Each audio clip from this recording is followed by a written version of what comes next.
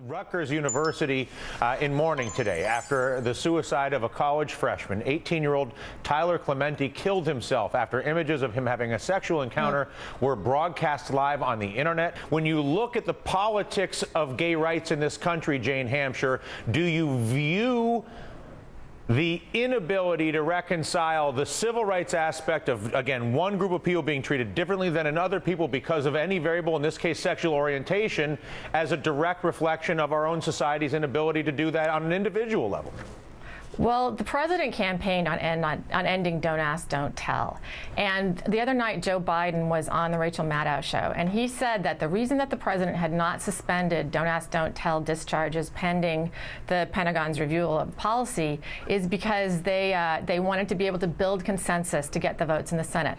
Well, that didn't happen. The Senate did not pass Don't Ask. It did not repeal Don't Ask, Don't Tell. So there's absolutely no excuse for the president to not now suspend discharges. What we're telling youth like this young man is that it is not okay to be gay, that they cannot serve in the military, that just the fact that they are gay alone is enough reason to discharge them, and that they need to hide it, and it needs to be in secret. And that's what leads to the feeling of ostracism, to the feeling of less than, that whatever other problems this young man had, this made it much, much worse. So it starts at the top, and there's no reason that that should not begin today. But in this particular case, this may not just be about whether there was homosexuality involved. There have been several of these bullying via social networking kind of cases that have happened in the last few months, where a young girl killed herself, two instances where young girls killed themselves, where their behavior was called into question. They were called words that I can't say here on social networking sites. The same kind of feelings were at play here. So I don't think this is just about homosexuality. I think, though, this is about where boundaries are. Go ahead, Jane.